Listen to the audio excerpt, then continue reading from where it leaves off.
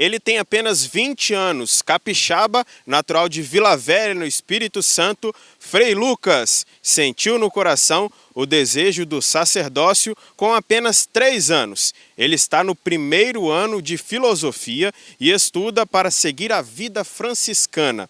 Frei Lucas, paz e bem! Paz e bem, irmãos e irmãs, paz e bem, Christian, todos que nos acompanham. É um imenso prazer estar com vocês aqui hoje, podendo partilhar um pouco da nossa vida. Então, como que foi esse desejo que você sentiu de seguir o sacerdócio com apenas 3 anos, muito novo? Tudo começou ainda quando criança, muito criança, mas meus pais foram católicos, eu vim de família católica. Só que minha mãe e meu pai, por influência da minha avó materna, eles começaram a ir com ela numa igreja evangélica e nessas idas, ouvindo a pregação do pastor, ouvindo as pregações e ouvindo aquilo que as pessoas conversavam, senti-me no coração a pergunta, qual é a igreja que eu fui batizado? E perguntei para minha mãe, perguntei para o meu pai. Eles me responderam que eu não havia sido batizado naquela igreja, mas batizado na igreja católica. E aí, desde então, comecei a questionar por que nós estávamos indo naquela igreja e não na igreja onde eu tinha sido batizado. Depois de algum tempo, meus pais se mudaram para o bairro de Cobilândia, e lá naquele bairro, nos domingos pela manhã, tocava-se o sino para a celebração da missa. E mais uma vez questionei eles sobre esse sino, sobre esse som, sobre essa música que estava chamando o povo domingo de manhã. E eles me responderam que era o sino justamente da igreja onde eu havia sido batizado. Então, desde então, sempre perguntei para eles e sempre quis que eles me levassem na missa naquela igreja onde tocava o sino, perto de casa, lá em Cobilândia. Então, a partir daquele momento, eles começaram a me levar na igreja e com 3 anos, mais ou menos, eu me manifestei o desejo. Tinha dito para eles que eu queria ser padre, visto já como é que era, visto a tarefa do sacerdote na igreja. Então a música já esteve presente na sua vida e, de certa forma, te ajudou a influenciar. Agora, você também é músico. De que forma a música ajuda você a se contextualizar dentro dessa vida cristã? Olha, eu considero a música como a perfeição da arte. Então, naquilo que nós podemos expressar do belo, aquilo que nós podemos expressar do transcendente, daquilo que é fora do nosso material, a música é aquilo que mais perfeitamente a gente consegue expressar da nossa poesia, do nosso querer.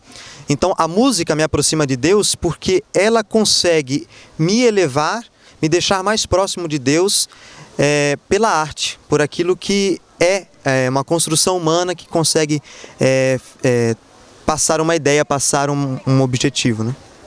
Como foi o início então da sua vida franciscana? Com quantos anos de fato você sentiu o desejo de seguir São Francisco? Então, Christian,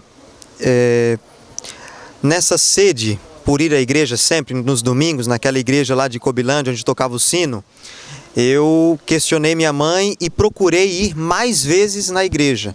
Então queria um lugar onde tivesse mais missa. E minha mãe recordou aqui do Convento da Penha, onde ela inclusive, quando era criança, logo nas primeiras semanas, ela me levou e trouxe aqui para me consagrar a Nossa Senhora.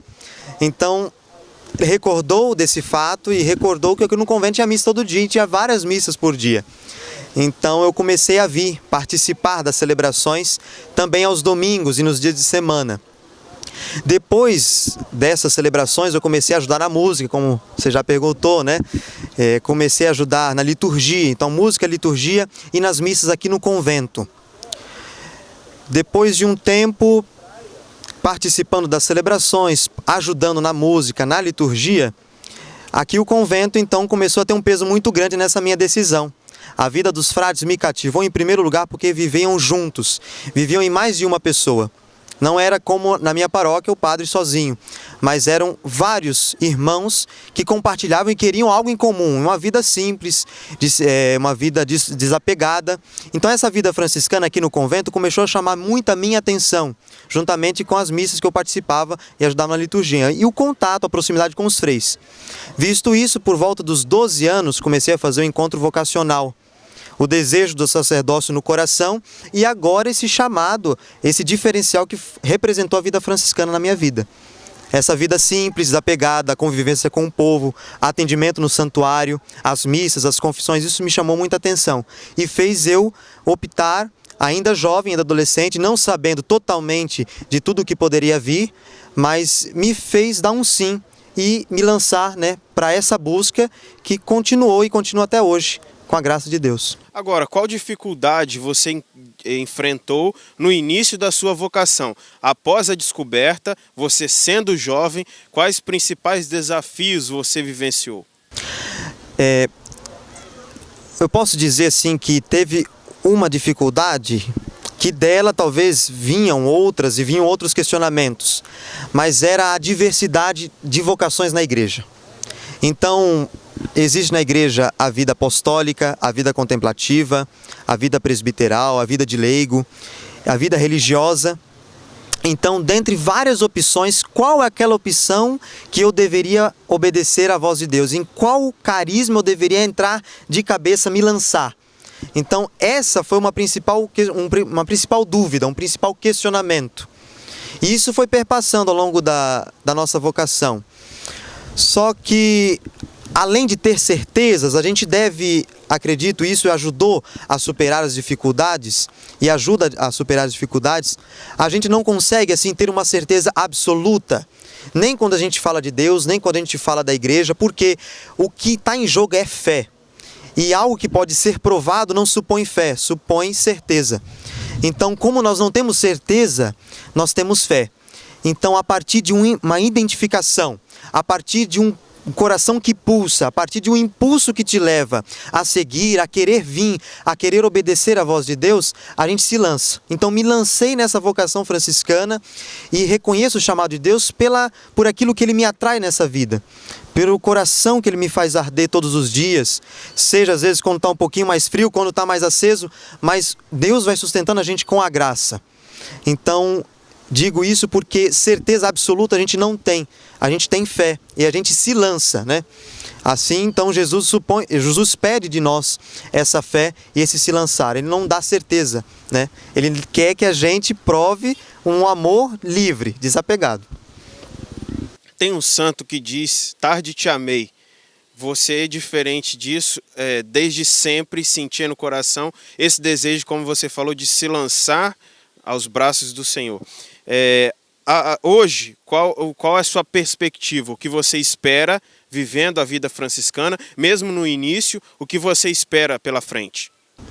Eu quero no meu coração, com a ajuda de todos, conseguir chegar no fim da minha vida e dizer que tudo valeu a pena. Eu quero, com a graça de Deus, obedecendo às nossas regras, obedecendo às leis que nos favorecem a vida franciscana, obedecendo às leis da igreja que nos favorecem a vida cristã, chegar no fim da vida e dizer: Pai, em tuas mãos entrego-me de todo o coração, assim como fui fazendo ao longo da minha vida. Então, a fé nossa deve sustentar isso até o final da nossa vida. Se a gente deixa esfriar, se a gente não cultiva dia a dia a nossa fé, a gente não consegue chegar no final e dizer: Pai, em tuas mãos entrego o meu espírito, como Jesus fez na cruz. Então, a minha principal meta é conseguir fazer a vontade de Deus. A gente procura, nós na vida religiosa, aqueles que seguem a vocação também presbiteral, querem isso. Querem ouvir a voz de Deus, procuram a Deus de todo o coração. E essa busca é sincera. Só que às vezes é deixado o coração apagar, a chama apagar. A gente não pode deixar isso acontecer. Então busco e tenho como meta de vida chegar ao fim da minha vida e dizer, né, com Jesus, com Santo Estevão também, que conseguiu dizer isso muito bem: Pai, em tuas mãos entrego o meu espírito. Consegui isso na alegria, na felicidade. Agora, mesmo que você esteja no início dessa caminhada franciscana, você já sentiu o desejo de desistir? Já sentiu assim, de repente essa não é minha vocação? Já sentiu o desejo de repente, constituir uma família? Já passou pela sua cabeça isso? Então, como tinha dito um pouco antes, a dúvida que é a diversidade de dons e vocações que há na igreja. e como nós conseguimos identificar. Então isso vai perpassando a nossa história de vida e vai deixando algumas dúvidas. Só que é necessário, como disse, essa atitude de se lançar, que a certeza a gente não consegue ter. Dúvidas se eu já tive sobre essa vocação, já tive. Já tive dúvidas se era vocação religiosa, se era vocação presbiteral. Só que aí que está, no processo da vocação, principalmente na vida de seminário, na vida dentro do convento, a gente vai reconhecendo também as nossas limitações. E vai vendo, por exemplo, uma vida de família não conseguiria ser por causa disso, disso e disso. Mesmo que haja afeições, mesmo que haja uma identificação um pouco menor que seja. Isso a gente coloca em dúvida, só que a gente vai se conhecendo e vai colocando. Eu não seria capaz, por exemplo, de amar apenas uma pessoa, totalmente. Quem é religioso se sente chamado a amar todas as pessoas e não consegue conceber a sua vocação dentro de uma casa, de uma família. É mais amplo, é mais aberto. E isso é dom de Deus para cada um. Então aqueles que conseguem ter uma vocação familiar, é graça de Deus. E isso deve ser cultivado. Aqueles que não têm, aqueles que se identificam com outro jeito de vida, é graça de Deus. Porque diversidade são os ministérios e serviços, como diz São Paulo aos Coríntios. Mas um é o Espírito. O que importa é nós estarmos em função de Deus na igreja. A diversidade de serviços e ministérios, isso faz parte da riqueza. Como a gente vê numa floresta, aqui na vista do convento. São várias cores, são várias figuras que aparecem. Isso que dá beleza à paisagem. Se fosse tudo cinza, não seria bonito. Mas é isso que faz ser belo, né? Assim como na música, diversidade de notas. E é isso que a arte expressa. Então, na nossa vocação cristã, isso também é importante. Ter diversidade de vocações. Uns são para casar, outros são para a vida religiosa, outros são para a vida presbiteral. Então, isso é bonito também de ver. Que conselho você daria para quem, de repente, está em dúvida ou ainda não conseguiu identificar o real dom que Deus deu, a real vocação que deve seguir? A gente só consegue uma sadia, um maduro discernimento vocacional na oração e na meditação. A gente não vai conseguir no dia a dia, na correria da nossa vida, cheio de aplicativos no nosso celular, a todo momento, 24 horas desligado, discernir a nossa vocação. Porque a gente, no mundo de hoje, há uma dificuldade muito grande de olhar para si. O nosso noviciado é muito bonito, né? O noviciado é uma etapa da formação franciscana. Nós ficamos sem acesso a celular, sem acesso à internet. Isso não como uma coisa negativa. Não é uma privação, mas pelo contrário, é uma abertura para Deus. Porque isso pode escravizar muito a gente. Então é complicado nós fazermos um sadio discernimento com tanto barulho ao nosso redor. A gente precisa sim ter uma oração eficaz. Rezar, aquele que está na busca do discernimento da sua vocação deve sempre estar em oração. Deve ser um homem ou uma mulher de oração. E uma oração sadia. Uma oração que dá para escutar a voz de Deus. Quietar 1 hora do seu dia, de manhã, à tarde, uns minutos, que seja. Mas conseguir ouvir a voz de Deus. Conseguir olhar para si. Então é preciso se desligar um pouco do mundo. É preciso, aquele que está buscando, é preciso ter um coração que busca Deus não só aparentemente, mas que consegue se desligar, consegue abstrair da realidade e olhar apenas para Deus, por minutos que seja, para a gente conseguir fazer um sadio discernimento. Sem oração não há como fazer um discernimento, uma oração sadia. Então vamos botar música na conversa. Tem alguma canção que de certa forma te influenciou na sua vocação, na sua escolha, na sua vida? E principalmente agora na vida religiosa? Tem uma que aprendi aqui no Convento da Penha e que cantava sempre no final das missas, quando dava tempo, depois do hino Nossa Senhora da Penha. Queremos primeiro te agradecer por seres a mãe do Salvador. Tua humildade nos faz compreender o quanto é bom vivermos no amor. Mãe da Penha, Mãe amável, Mãe querida, tanto amor que em tua casa desabrocha.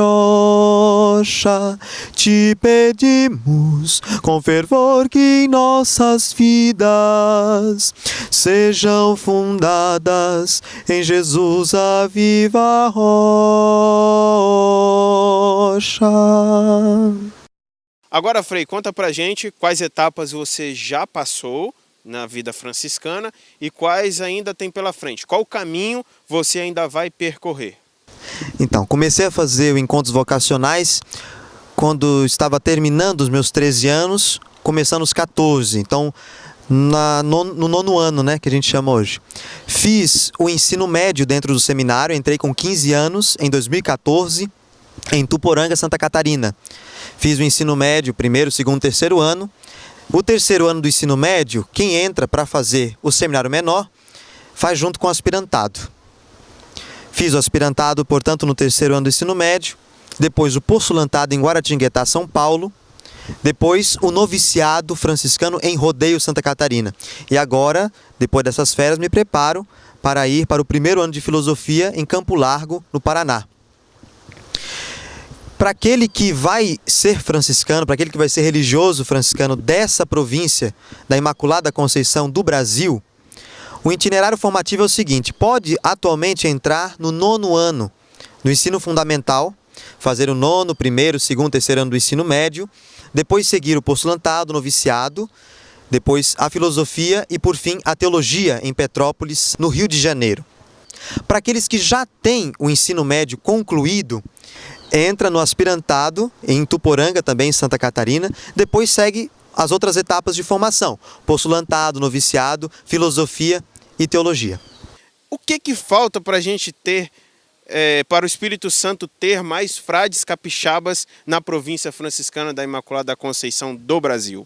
Bem, a vocação, como a gente vê, é um dom de Deus e ela é fruto também da oração de uma comunidade que reza. Precisamos, portanto, rezar mais para que Deus envie mais operários para a sua messe. Nós temos aqui grande possibilidade de cultivo vocacional, temos a Festa da Penha, temos a acolhida nesse santuário, temos mais duas fraternidades no Espírito Santo, a Fraternidade do Divino Espírito Santo no centro de Vila Velha, com a paróquia Nossa Senhora do Rosário, e a Fraternidade Santo Antônio de Santana Galvão, em Colatina, com a paróquia também, a paróquia Santa Clara. Então, o que nós pedimos, podemos deixar, é o pedido para que a comunidade, para que todos os capixabas rezem, pedindo vocações franciscanas, vocações religiosas, também as vocações sacerdotais, para que Deus envie trabalhadores para a sua messe, pessoas disponíveis a evangelizar. E não só as vocações religiosas e sacerdotais, mas também das comunidades. As lideranças são necessárias, as pastorais são necessárias. Então todos os ministérios e serviços devem ser cultivados na oração. E a comunidade que reza também, Deus envia vocações para suprir essas necessidades. Para a gente finalizar, a mensagem do Frei Lucas. Quero deixar para todos os que nos acompanham a mensagem seguinte: que Deus continue abençoando a nossa vida, que Deus continue iluminando a nossa história, a história do nosso estado e a história do nosso país. Nós sabemos que enfrentamos muitas dificuldades, as famílias enfrentam bastantes dificuldades e nós devemos permanecer fiéis nesse projeto de Jesus. Não devemos desanimar diante das dificuldades que nos aparecem. O barco chacoalha, mas Jesus está dentro do barco conosco. Deus está dentro do barco conosco. Nós precisamos manter a fé firme, precisamos cultivar na oração sincera, uma oração que dá fruto, uma oração que a gente consegue ouvir a Deus, a sua vontade, para que a gente não desanime, para que a gente não desvie da fé. Se a gente permanece fiel, Jesus Cristo nos promete a vida do seu reino, a vida eterna. Então devemos permanecer firmes com o auxílio de Nossa Senhora da Penha. Assim seja. Amém. Nome completo? Lucas Moreira Almeida. Data de nascimento? 19 de janeiro de 1999. Um santo? São Francisco de Assis. Uma santa? Santa Clara de Assis. Uma citação bíblica? Dai graças ao Senhor porque Ele é bom, eterna é a sua misericórdia. Um confrade? Frei Pedro. Um livro? Isaías. Uma cor? Verde. Um sentimento? Amor. Uma lembrança? Sino. Um familiar? Mãe. Uma oração? Pai Nosso. Um exemplo? Francisco. Um papa. João 23. Uma frase. De esperança em esperança. Paz e bem a você que acompanhou a nossa entrevista. Fique com Deus. Paz e bem, que o Senhor nos abençoe. Em nome do Pai, do Filho e do Espírito Santo. Amém.